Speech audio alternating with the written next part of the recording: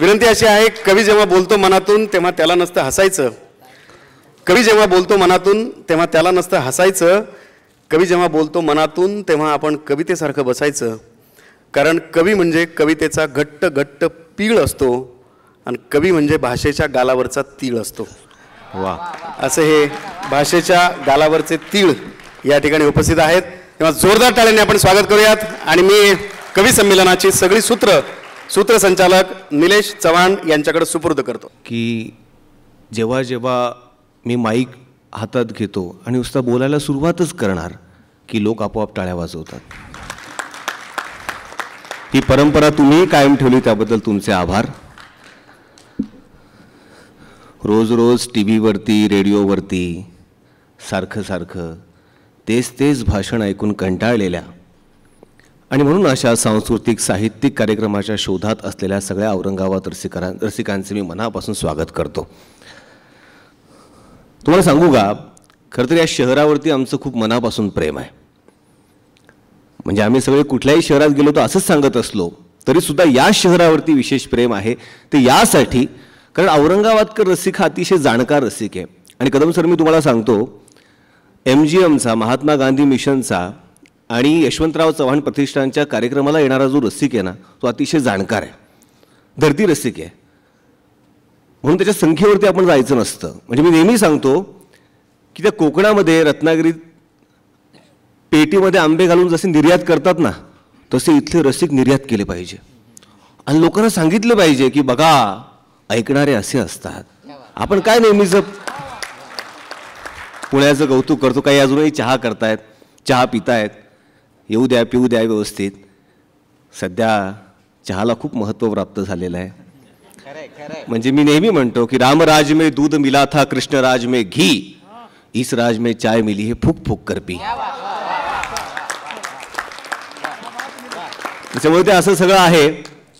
आणि खूप अतिशय चांगला कार्यक्रम संपन्न झाला. आमचे मित्र अविनाश उषा वसंत यांच्या कविता संग्रहाचा प्रकाशन सोहळा या ठिकाणी पार पडला आणि त्या कार्यक्रमालाही तुम्ही आवर्जून उपस्थित राहिला आणि आता आमच्या कविता ऐकायलाही तुम्ही उपस्थित आहात. ही खूप चांगली गोष्ट मला वाटते. आणि काय सुंदर योगायोग आहे बघा, मराठी भाषा दिनाच्या पूर्वसंध्येला हा कार्यक्रम होतो आहे. त्यामुळे एक छान योग या निमित्तानं जुळून आलेला आहे. म्हणजे मराठी भाषा दिन आहे उद्या, म्हणून राहून मला डॉक्टर नागू नांदापूरकरांच्या ओळी आठवत आहेत की मराठी असे आमुची माय बोली, हिच्या कीर्तीचे तेज लोकी चढे, गोडी न राहे सुधे माझी आता, पळाली सुधा स्वर्ग लोकाकडे.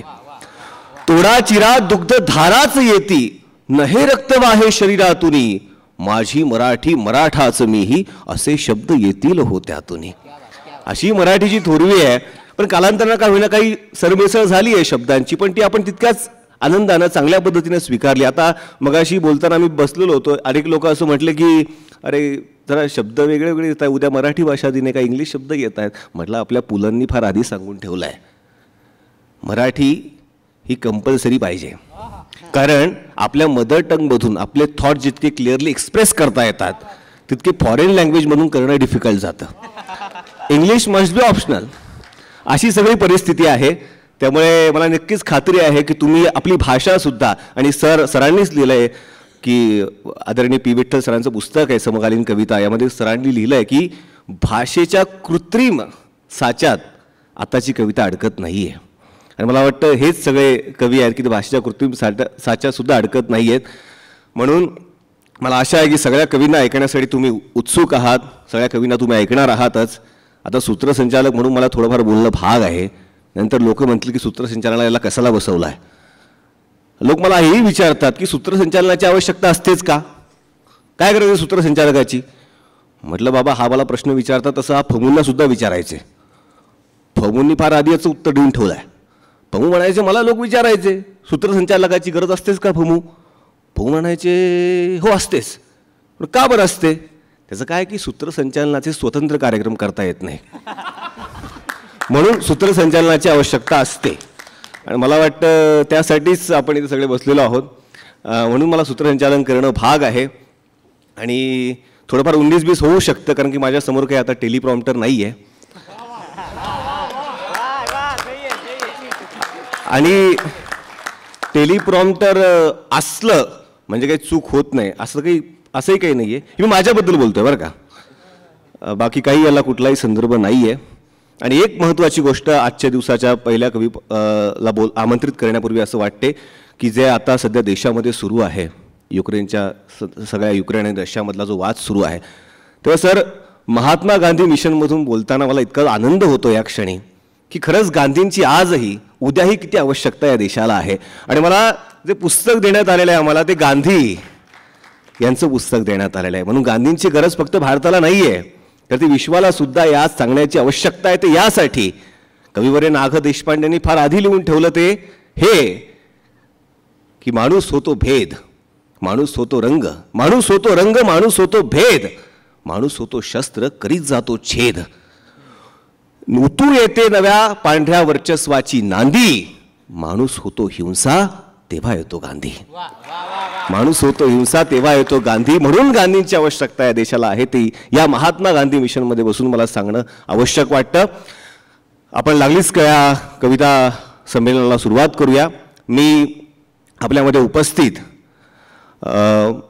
खास जळगाववरून आलेल्या आणि सोलापूर युनिव्हर्सिटीमध्ये ज्या शिकवतात, ज्या जर्नलिझमच्या स्टुडंटसुद्धा राहिलेल्या आहेत, पत्रकारिता त्यांनी केलेली आहे, अशा महत्त्वाच्या कवयित्री मोनालिसा विश्वास यांना अशी विनंती करतो की त्यांनी आपली पहिली रचना या संमेलनात सादर करावी. जोरदार टाळ्यांनी आपण त्यांचं स्वागत करूया. मोनालिसा विश्वास ही आपली पहिली रचना या संमेलनात सादर करतील.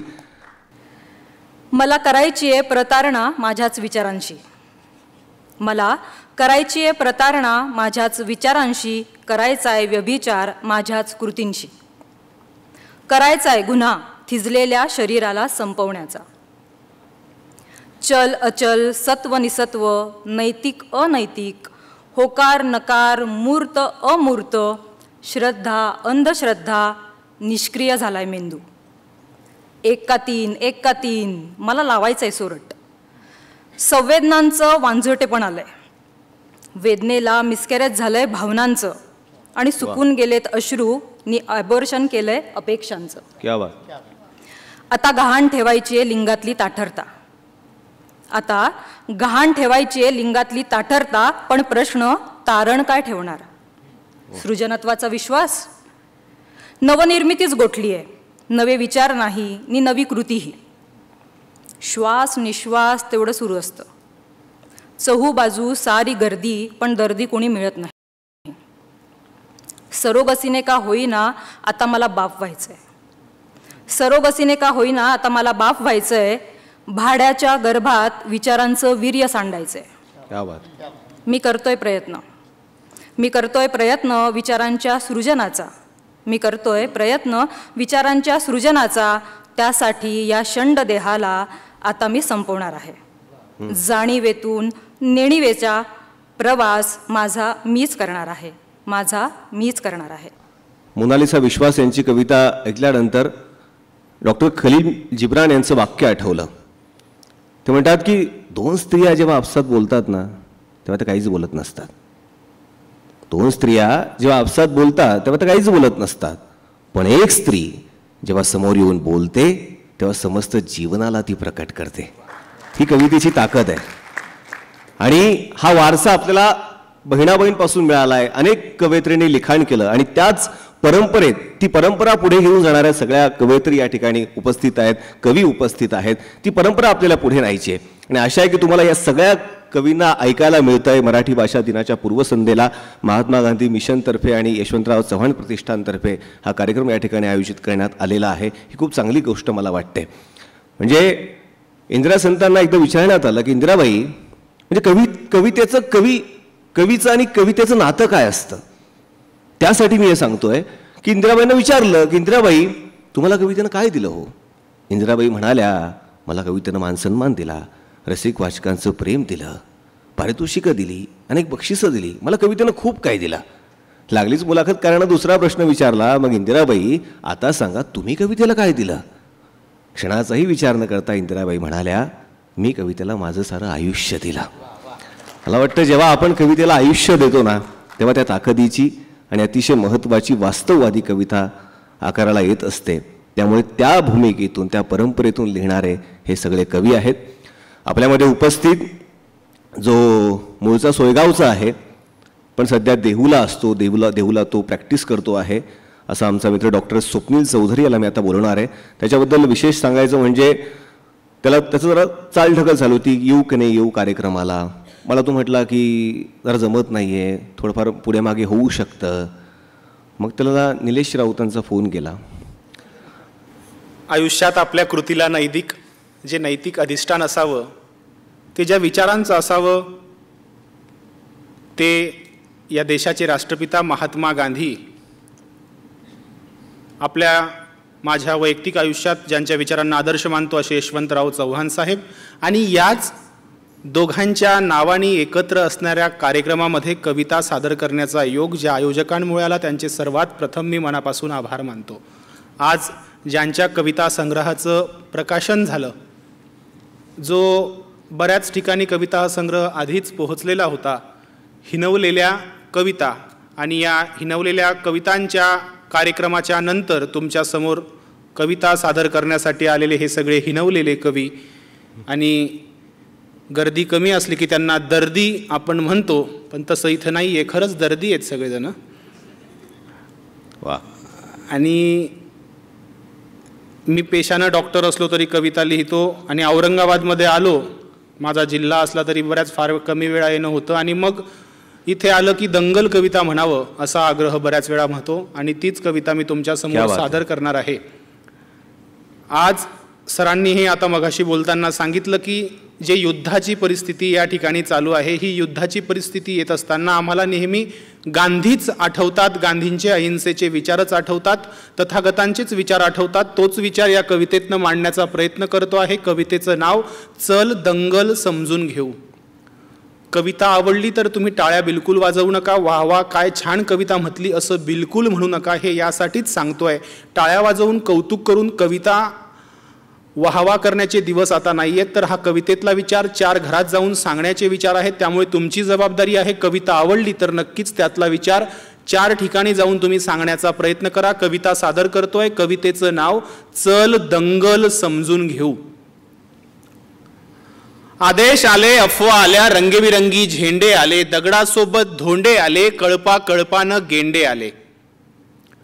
आदेश आले, अफवा आल्या, रंगीबिरंगी झेंडे आले, दगडासोबत धोंडे आले, कळपा कळपानं गेंडे आले. धर्मासाठी कडवे आले, मतांसाठी भडवे आले. दंगल पेटली, घर पेटले. मग दंगल पेटली, घर पेटले, हलक्या मेंदूचे पेटून उठले, गाड्या फुटल्या, काचा तुटल्या, यात माणसांचं मरण झालं, ब्रेकिंग न्यूजला कारण झालं. मग पत्रकार घटनेच्या खोलात गेले, घटनास्थळीचे जेलात गेले. त्यांना जामीन द्यायला आलं कोण? झेंड्यावाले का धर्मावाले? आले माय, बाप आणि भाऊ. चल दंगल समजून घेऊ, खरं खोटं तपासून पाहू. हे जे काल झालं त्यात फक्त गरिबाचं हाल झालं. कालच्या युद्धाच्या बातम्या पाहत असताना तुम्ही बघा, त्यात सामान्य नागरिक ओरडून सांगतायत विजय होतोय रशियाचा, म्हणून रशियाचे नागरिक खुश नाही आहेत. हे जे काल झालं त्यात फक्त गरिबाचं हाल झालं. मग पोलिसांना हुडकली, त्यात सगळी पोरं अडकली. मग दाखल केस, दाखल शिक्षा, मग कशाची शाळा न कशाची परीक्षा. क्या बात. मग पोलीस स्टेशनात गाड्या आला, दंगल पेटवणारा भाड्या आला. त्यांची आपापसात मीटिंग झाली, आतल्या आत सेटिंग झाली. पैशानं कोंडी फुटली, पुढाऱ्यांची पोरं सुटली. क्या बात. असं सगळं घडतं या दंगलीच्या भोवताल. पेटवणाऱ्याची सुटतात, बाकी भाकरीसाठी मवताल. आता त्यांच्या ढुंगणावर जेलात रोज कच्चून दंडे पडतात. पेटवणाऱ्याची सुटली, बाकी सालोसाल सडतात. असं सगळं दंगलीमध्ये होत असतं भाऊ. चल दंगल समजून घेऊ, खरं खोटं तपासून पाहू. अरे कधी सांगा सुधारणार आमची लोक. कधी सांगा सुधारणार आमची लोक. कधी येणार आमच्या धडावरती आमचं डोकं. खोटं नाटं सांगून तो किडे तुम्हाला पेटवतो, 1-2 कोटे दंगलीमध्ये. क्या बात आहे. वाह वाह स्वप्न. खोटं नाटं सांगून किडे तुम्हाला पेटवतो, 1-2 बोटे दंगलीमध्ये पाठवतो. तुमच्या मेंदूची वाटणी करतात शिवराय भीमराय, छाटणी करतात. तुमच्या मेंदूची वाटणी करतात शिवराय भीमराय, छाटणी करतात. वाचण्यापासून दूर ठेवून नाचण्यामध्ये अडकवतात. वाचण्यापासून दूर ठेवून नाचण्यामध्ये अडकवतात. गोध्राकांड, सहानापूर आणि भीमा कोरेगावही घडवतात. पण आम्हीच साले भिकारचोट, याला जबाबदार कोण? ही कविता खूप वेळा तुम्ही ऐकली, खूप वेळा मी सादर केली. आता मला असं वाटायला लागलं की किती वेळा कविता म्हणायची. पण जोपर्यंत हे युद्धासारखे प्रसंग थांबत नाही, महात्मा गांधी आपल्या सत्याच्या प्रयोगमध्ये लिहितात की कवी काय करतो, तर तो माणसांमधल्या सद्भावना जागृत करण्याचं काम करतो. आणि ती सद्भावना जागृत करण्यासाठी ही कविता आहे. शिवराय आपले भीमराय आपले, आपण सारे भाऊ भाऊ. आम्हीच साले भिकारचोट विसरून जातो, भूकपोट त्यांचं ऐकत बसतो, दंगलीत घुसतो, फुकटचं फसतो. आता दंगलीत पडणं आम्ही सोडलं पाहिजे, जातीपातीला गाडलं पाहिजे, आधी पेटवणाऱ्याला झोडलं पाहिजे. शिवराय आपले भीमराय आपले, आपण सारे भाऊ भाऊ. शिवराय आपले भीमराय आपले, आपण सारे भाऊ भाऊ. चला भारतीय नागरिक होऊ, चला भारतीय नागरिक होऊ, संविधानाचं गाणं गाऊ. चला भारतीय नागरिक होऊ, चला भारतीय नागरिक होऊ, संविधानाचं गाणं गाऊ. अत्त दीप भवसूत्र त्या तथागताचं समजून घेऊ. चला दंगलींना आता फुल स्टॉप देऊ, चला युद्धांना आता फुल स्टॉप देऊ, चला दंगलीला आता फुल स्टॉप देऊ. आणि गरज म्हणून सुद्धा त्याला कविता लिहायची आवश्यकता असते. गरज म्हणून तो कविता लिहितो. आणि आज काय गरज आहे ती ओळखून ही कविता त्या भावनेतून जन्माला आलेली आहे. म्हणून ही अतिशय महत्त्वाची कविता मला वाटते.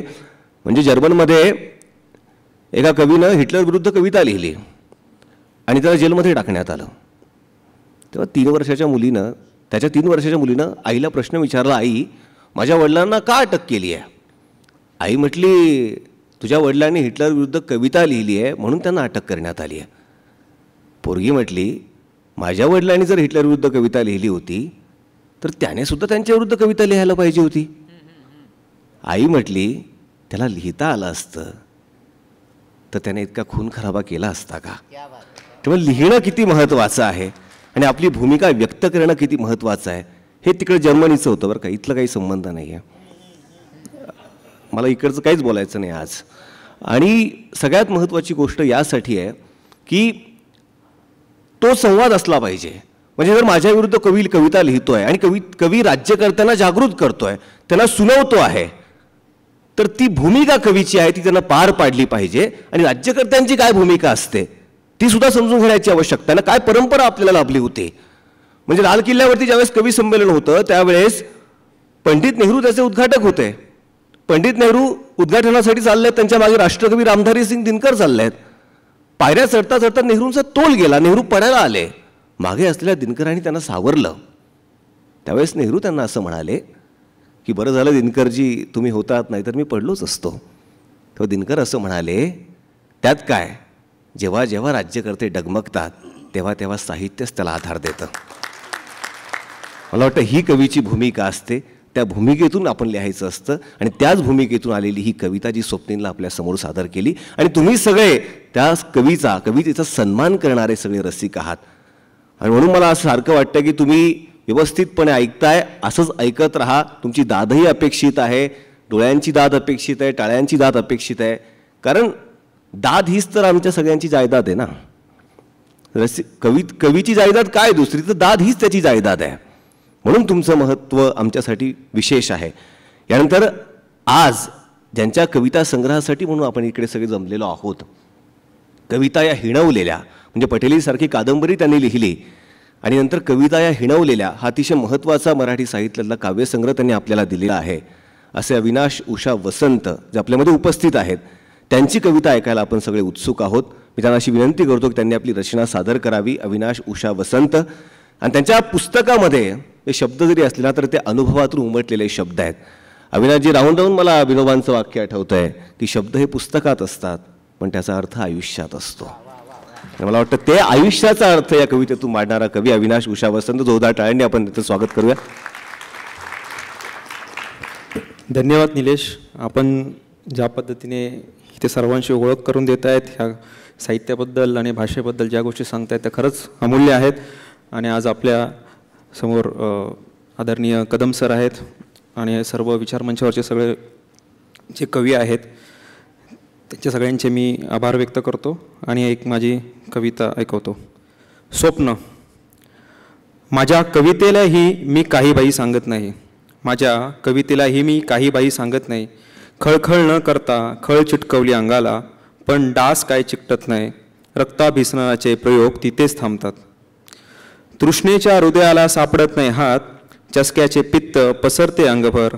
नुसतं ढवळतं चित्त डोळे धुरकट करणाऱ्या पातळ थराला, पण कधी दोष देत नाही. आशावादी मेंदूचे कितीही पर्वत हलवले तरी लादलेल्या कर्माच्या रक्ताळलेल्या नद्या व्हायच्या थांबत नाही. कोणालाच करायचे नसते उभे आरोपीच्या पिंजऱ्यात, कोणालाच करायचे नसते उभे आरोपीच्या पिंजऱ्यात. तरी खोटेपणाच्या काळात असल खरं बोलणं पाप, तरी खोटेपणाच्या काळात असल खरं बोलणं पाप. सांगत नाही मी माझ्या कवितेलाही, सांगत नाही मी माझ्या कवितेलाही आतड्यात खळखळणारा समुद्र. जे आतडे धरतात पीळ रोखून धरतात स्वप्न.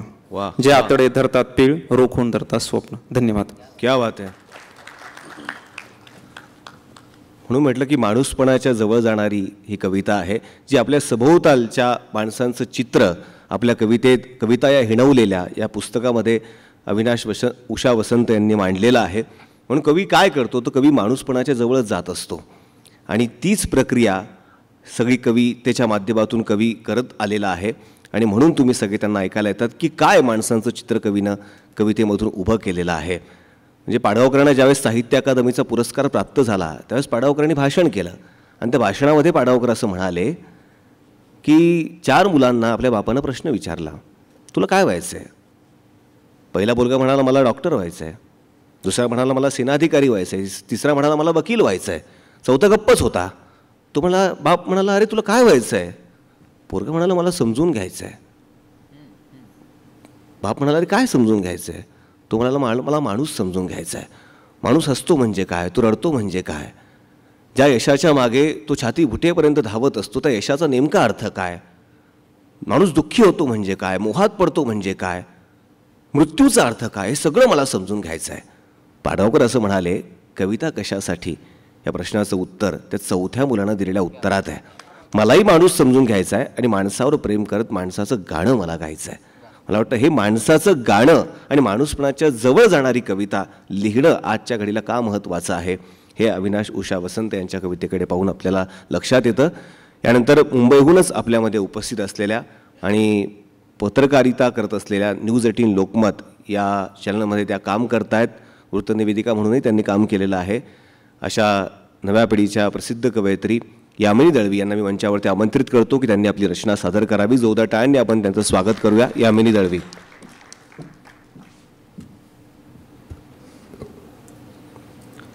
नमस्कार.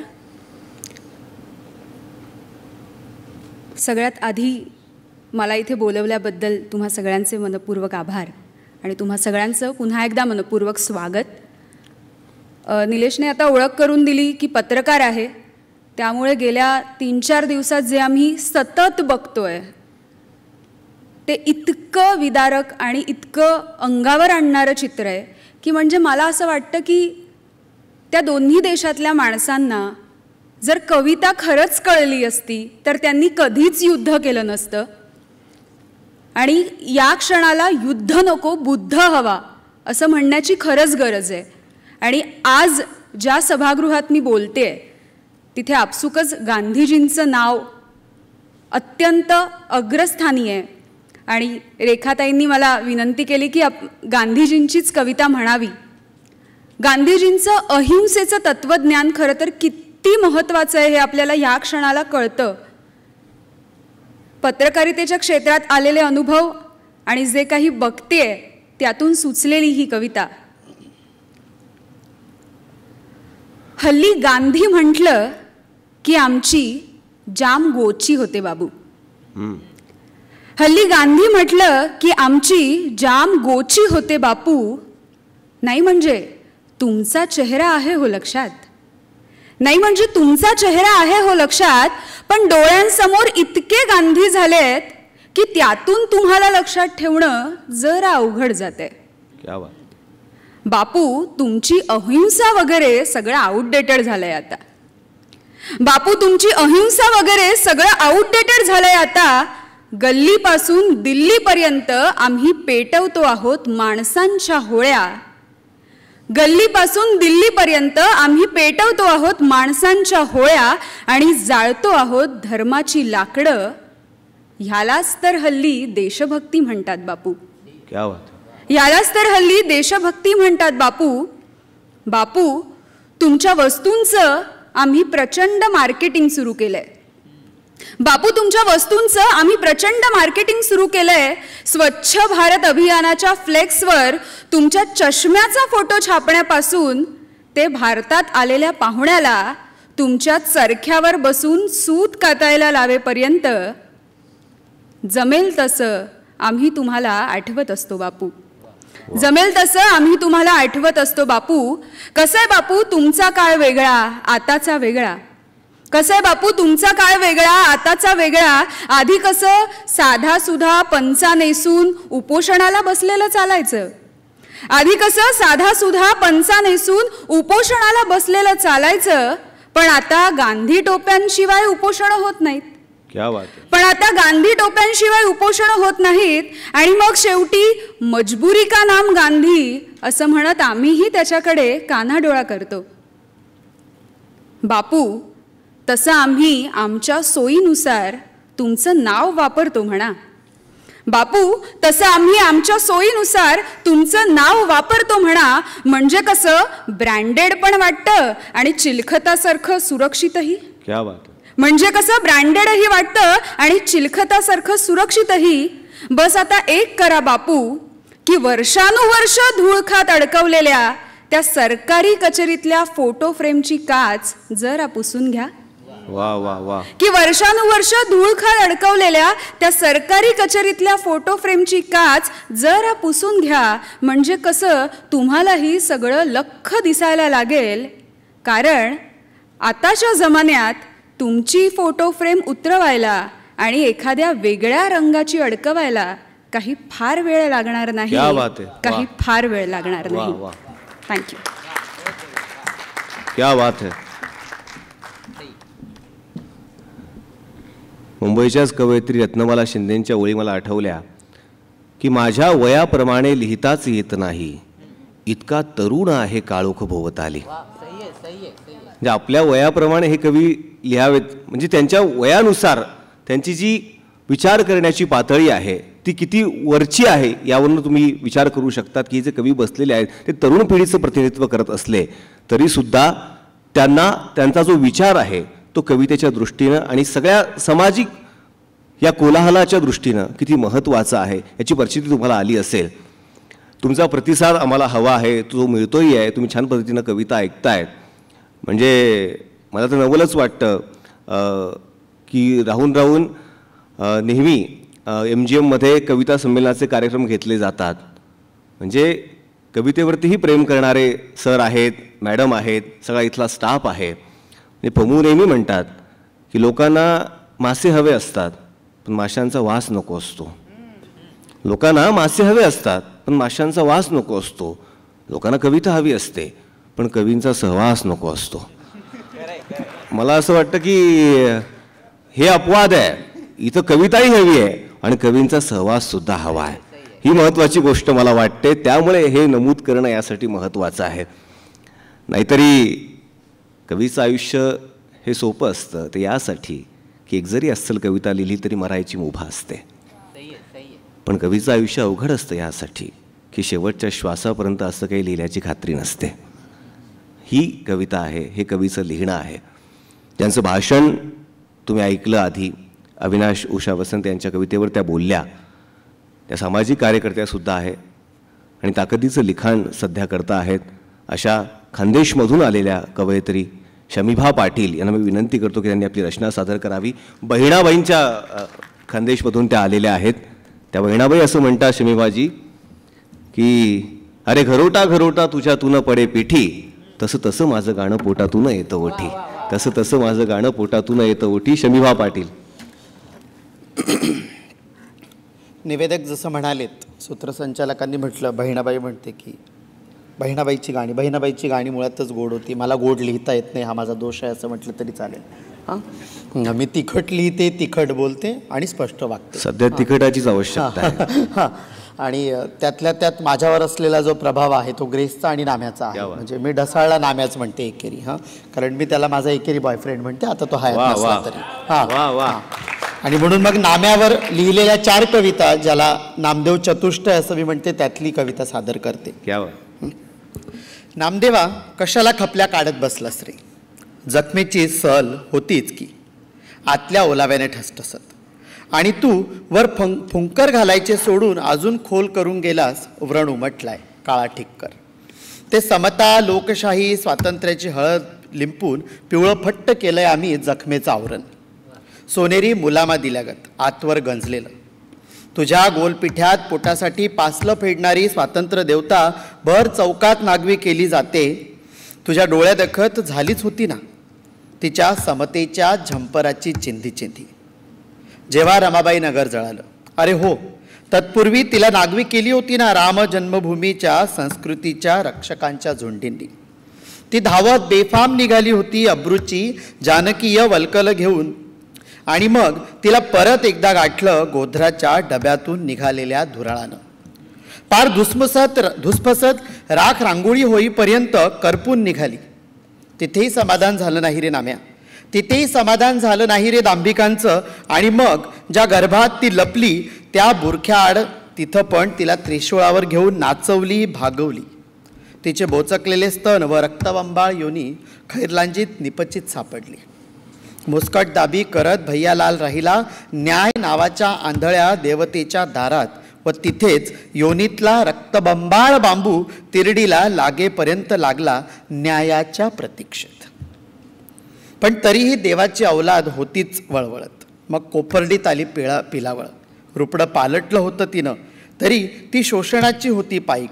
वैदेहीच्या आत्महत्येनंतर मर्यादा पुरुषोत्तमाचं बिरुद लावणाऱ्यांची वारसदार होतीच टपून परत चिरहरणाला. ते धर्मो रक्षती रक्षिता पुण्यकर्म असतं रे नाम्या. पण तुला काय कळणार, तू धर्मबुडव्यांचा वारसा चालवतोस. सम्यक सम्मांत क्रांती वगैरे सांगणारा तथागत, देवे प्राकृतरित्या करून देव बाटविणारा ज्ञाना, आणि समतेचे अभंग गाणारा तुक्या, सत्यशोधाला सार्वजनीन करणारा ज्योती, सती शिकावी म्हणून अंगावर माती घेणारी साऊ, बोराटी खराटी जाऊन पाटी देणारा समतेचं सब्र साधणारा भीमा, असलं सांगतोस होय. कुठं फेडशील हे पाप. अरे इथं माणसं मेली तरी चालतात, पण कागदावरची पोथी जिवंत राहायला हवी. क्या बात.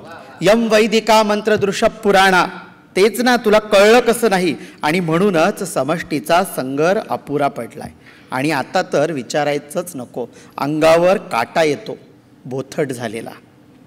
स्वतःच्या जखमेनं घायाळ होते की काय असं वाटायला लागतं. तू सोड ना दीर्घकश, धुराळून टाक अवघं आकाश. त्या धुरकटानं दिसणं तरी बंद होईल. रमाबाई नगर, खैरलांजी, गोध्रा, गुजरात, कोपर्डी, नेवासा राहीलच की अवध. अवध पूर्ण पुरुषोत्तमाचं पवित्र जन्मस्थान. ते विटांचे ढीग लाल दिसतात सरयू काठी, रक्ताळलेले आहेत ते या रणकंदनात, जो माणूस मारण्यासाठी उभा केलाय म्हणून आजवर चालतोय. भीमरावानं पाठीचा कणा मोडेस्तोवर लिहिलेल्या 395 कलमाचा सोयीनं अर्थ काढून पोकळ पाठीची लोकशाही उभी आहे. कमळाच्या चिखलाच्या दलदलीचा आधार घेऊन ते विकासाचं पोर होणार या ठिगळाखाली लावलं जात आहे जयतू जयतू म्हणू राष्ट्रमचं सुरुंग. व गोड सपान पाहत फाटक्या बिछाण्यात झोपते लोकशाही. नामदेवा किती लिहू रे, नामदेवा किती लिहू रे. धोरणं व धुरीणं यातलं अंतर 70 नंतरही गाठता आलं नाहीये लोकशाहीच्या वांझोटेपणाला. वा. फक्त रक्ताचे गोळे पडतात निवडणूक व सत्तेच्या मासिक पाळीत, व वर मनू नावाचा हरामी पुरुष झटकून जातो आपलं रिंग उभ्या ताठरतेनं सडक्या मर्दुमकीचा आव्हानात. खरंच का नामदेवा लोकशाही आहे? ते समता, न्याय, स्वातंत्र्य, बंधुता, धर्मनिरपेक्षता म्हणजे काय असतं? नामदेवा उठ, सिगरेट संपली आहे, चटका लागून तोंड पोळेल, निपचित पडलायस तरी निपचित पडलायस.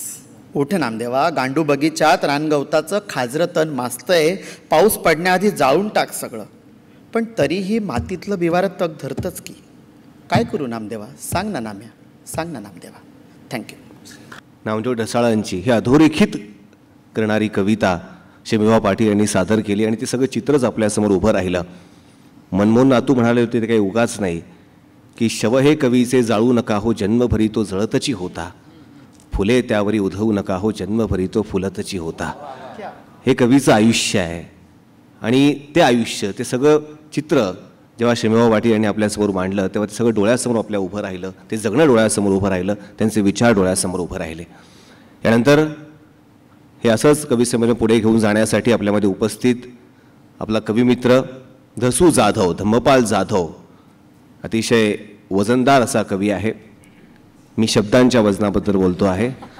असा दसू जाधव याला मी मंचावरती आमंत्रित करतो. खूप छान ताकदीचं लिखाण दसू जाधव करतो. सध्या MPhil त्याचं कंप्लीट झालेलं आहे आणि फार लोकप्रिय आहे सर तो त्या सगळ्या परिसरामध्ये. मी त्याला म्हटलं, अरे बाबा, म्हटलं यार इतका लोकप्रिय आहे, एखाद्या वॉर्डामधून उभा का राहत नाहीस? तो म्हटला, ज्यानं लोकांची मनं जिंकली त्याला लोकांची मतं जिंकून काय करायचं आहे. असा कवी धसू जाधव. धन्यवाद निलेश. सध्या आपल्या देशात 2 प्रकारचंच वारं वाहत आहे, फेसबुक आणि फेब्रुवारी महिन्यात प्रेमाचं आणि देशात दुसरीकडं निवडणुकीचं. या 2 वाऱ्याशिवाय फेब्रुवारी महिना हा प्रेमाचा जरी असला